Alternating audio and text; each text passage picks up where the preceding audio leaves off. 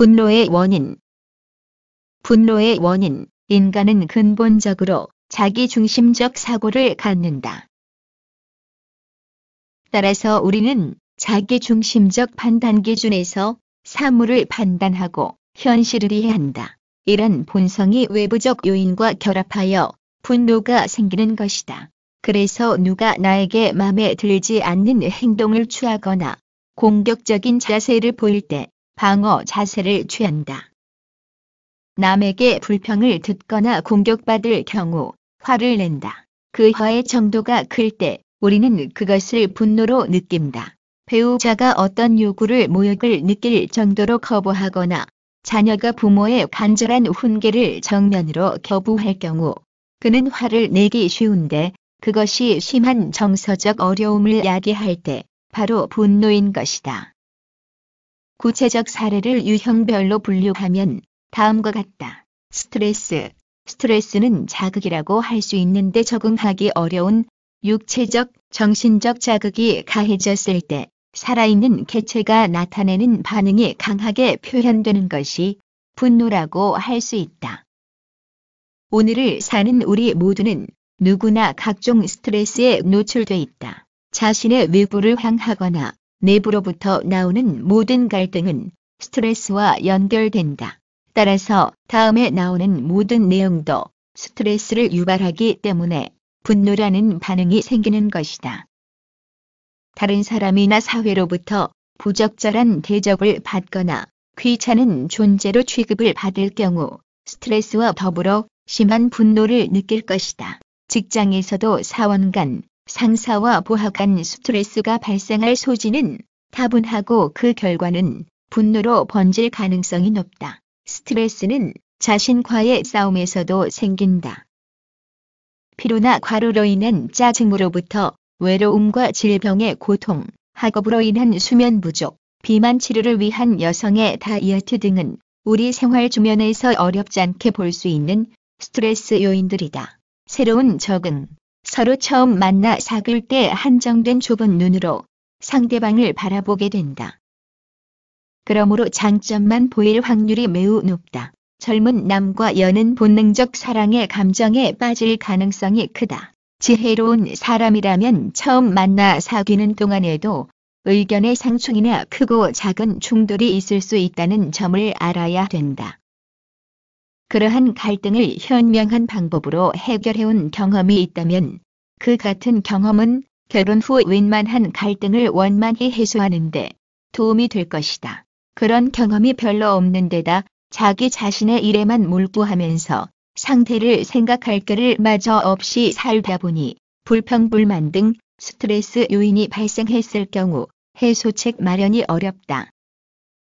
상대방에 대한 배려 부족, 자기 본위의 사물 판단, 이기적 생활 자세로 인한 부작용이 모르는 사이 커지고 있음을 알게 될 때에는 이미 심각한 상황에 이르렀을 즈음이었다. 문제 부부는 지금까지도 그래왔지만 앞으로도 자신의 정당성만을 고집하며 상대방을 원망하는 강도만 높여갈 것이다.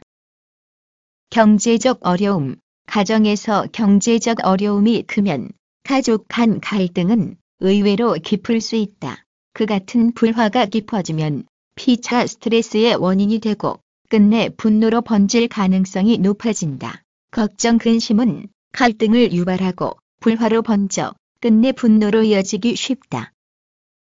재정적으로 압박을 받는 가족이나 친척, 친지는 가까운 사람의 지원을 고대하게 된다.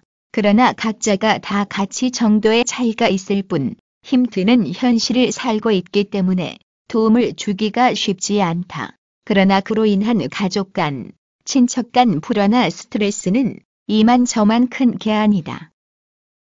좌절감, 거부감 및 자존심 상상, 자신이나 다른 사람, 즉 내외 부적으로 희망사항이나 기대했던 요구가 좌절되거나 거부당하거나 무시당하여 자존심이 손상당했을 때 분노를 느낄 수 있다. 불화를 빚는 부부 관계도 동기를 보면 사소한 의사소통상의 문제로부터 시작되는 예가 흔하다.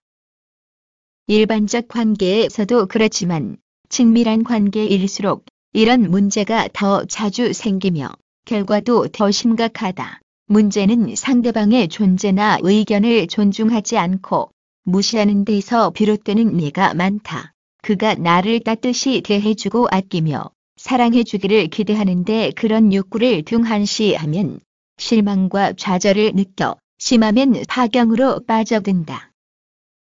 성격 차이.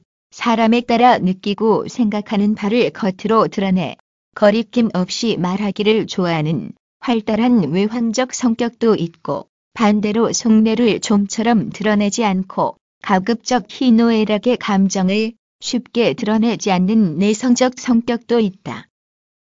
상대가 나를 이해하고 욕구를 충족시켜 주리라 기대하였다가 서로 다른 성격이나 현실인식의 차로 불만을 느껴 바람이나 기대가 뜻대로 충족되지 못하여 실망과 좌절을 느낄 때 분노로 변질될 가능성이 있다. 여기에 배우자에게 큰 불만을 느끼는 사람이 있다.